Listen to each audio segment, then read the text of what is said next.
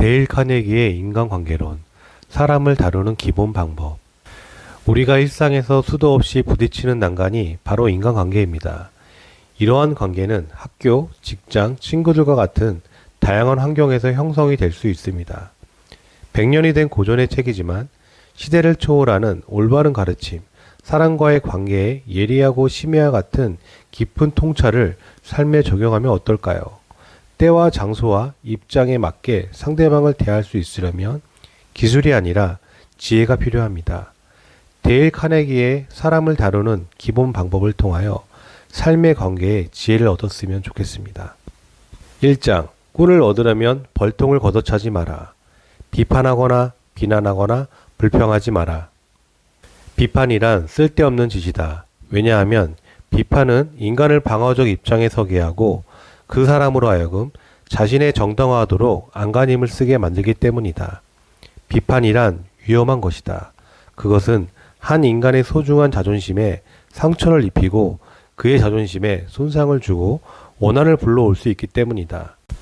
아무리 그 비판과 지적이 정당하다 하더라도 공격적인 반응에 좋은 대답이 나가기 쉽지 않다.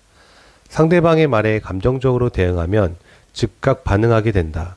대부분의 사람들이 그러할 것이다.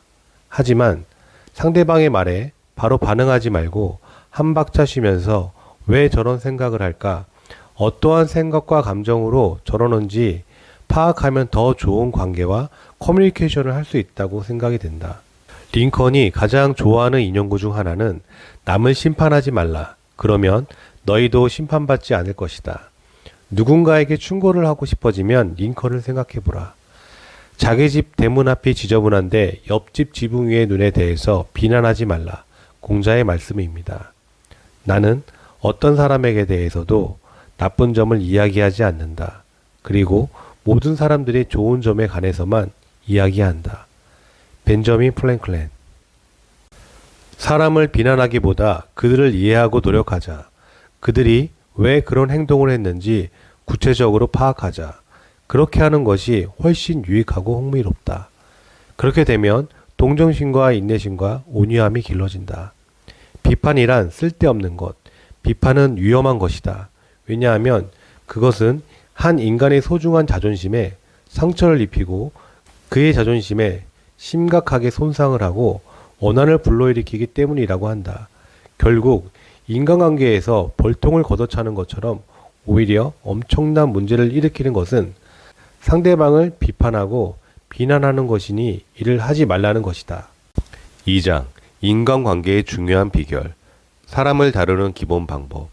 솔직하게 진심으로 인정하고 칭찬하라. 다른 사람들과 의미 있는 관계를 구축하는 비결은 자신의 관심사가 아니라 그들의 관심과 필요한 초점을 맞추는 것입니다. 인간은 본성의 가장 깊은 곳에 있는 원리는 인정받고 싶은 갈망이 있습니다. 자신이 가장 중요한 사람이라는 느낌에 대한 욕망이야말로 인간과 동물을 구분짓는 중요한 요소의 하나입니다. 예를 들어 강철할 앤드류 카네기는 하루 $3,000 이상 받는 찰스 스와브를 새로 설립한 미국 강철회사의 사장으로 채용하였습니다. 무엇 때문에 많은 비용을 주고 채용하였을까요? 슈와브는 큰 돈을 받는 이유는 사람을 다루는 능력 덕분이라고 말했습니다. 우리가 만나는 모든 사람은 어떤 면에서보다 나보다 더 나은 사람이다. 내가 그들에게 배울 것이 있다는 점이 그렇다. 다른 사람의 장점을 이해하고 노력해보자. 정직하고 진심에서 우러나오는 인정을 해주기로 하자. 다른 사람에게 솔직하게 진심으로 인정하고 칭찬하라. 그러면 사람들은 당신의 말을 소중하게 받아들이고 평생을 걸쳐 그 말을 보물처럼 여기고 반복할 것이다. 인간에게는 중요하고 싶은 근본적인 욕구가 있습니다. 이 갈망은 역사를 통해 인간은 발전을 주도했습니다.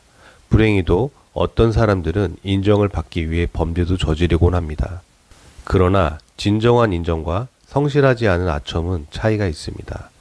진정한 인정은 진심으로 우러나오는 마음에 나오는 반면 아첨은 이기적인 입에서 나옵니다.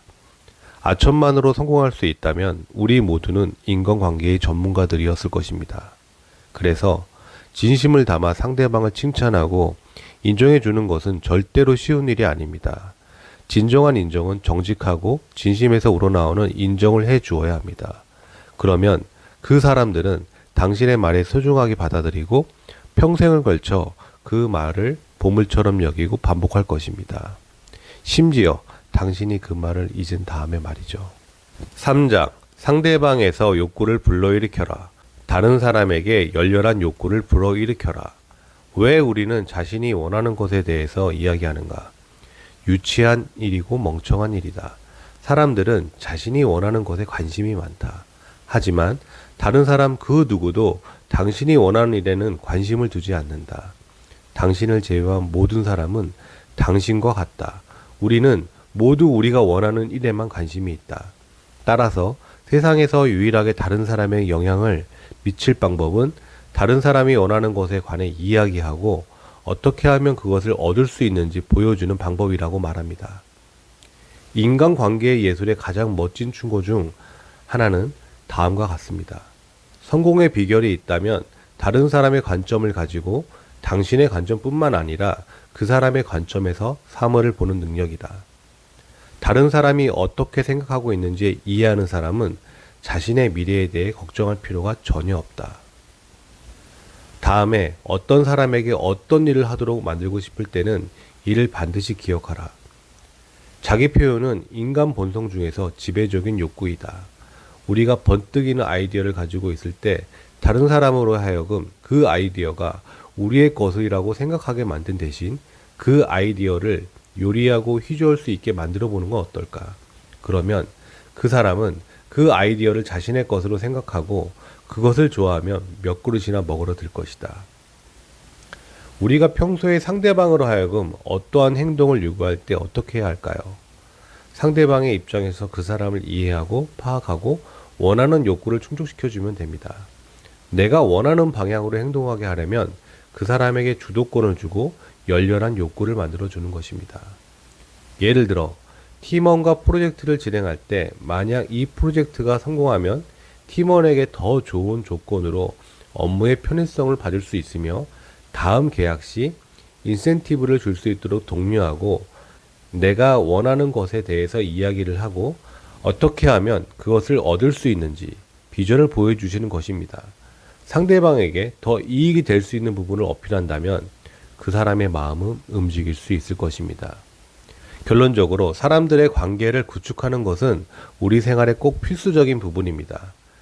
카네기의 인간관계론을 삶에 적용시켜 이러한 원칙을 실천함으로써 우리는 개인과 다른 사람의 상호작용을 하여 궁극적으로 개인과 직장생활 모두 큰 성공을 거둘 수 있을 것입니다.